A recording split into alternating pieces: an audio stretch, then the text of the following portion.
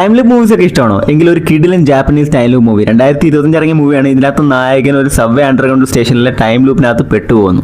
Day 44 of 100 days under movie series 2025 ഇറങ്ങിയ Japanese മൂവിയാണ്. Exit എന്നാണ് ഈ മൂവിയുടെ പേര്. ഇതിനകത്ത് നമ്മുടെ നായകൻ ഒരു സബ്വേ അണ്ടർഗ്രൗണ്ട് സ്റ്റേഷനിൽ നിന്ന് പുറത്ത് കിടക്കാൻ തുടങ്ങുന്നു. അവിടെ നിന്നാണ് ഈ സിനിമ തുടങ്ങുന്നത്. നമ്മുടെ നായകന്റെ ഗേൾഫ്രണ്ട് അവനെ വിളിച്ചിട്ട് പറയാണ് അവൾ ഗർഭിണിയാണ്, നീ പെട്ടെന്ന് തിരിച്ച് വീട്ടിലേക്ക് വരണമെന്ന്. അങ്ങനെ അവൻ എക്സിറ്റ് 8 വഴി പുറത്തേക്ക് വരാൻ നോക്കുന്നതിനിടക്ക് തിരിച്ച് എവിടെ നിന്നാണ് തുടങ്ങിയത് അങ്ങോട്ട് തന്നെ വരുന്നു. പിന്നീട് അവൻ അവിടെ ഒരു നോട്ടീസ് ബോർഡ് കാണുകയാണ്. അതിനകത്ത് എഴുതിയിരിക്കുന്നത് എന്തെങ്കിലും അബ്നോർമലായിട്ട് കാണുവാണെങ്കിൽ മുന്നോട്ട് പോകരുത്, അബ്നോർമലായിട്ട് കണ്ടില്ലെങ്കിൽ നിങ്ങൾക്ക് മുന്നോട്ട് പോകാം എന്നാണ്. പക്ഷേ ആ വ്യത്യാസങ്ങൾ വളരെ ചെറുതായിരിക്കും. നമ്മുടെ നായകൻ അവിടെ കിടന്ന് പാടുപെടുക അതൊക്കെ കണ്ടുപിടിക്കാൻ. ചിലപ്പം കൂടെ നടന്നു വരുന്ന ആളുടെ ഒരു ചിരിതായിരിക്കും, ചിലപ്പോൾ ഒരാൾ പുറകെ നിൽക്കുന്നതായിരിക്കും. അതൊക്കെ ആയിരിക്കും അവിടുത്തെ ഡിഫറൻസ്.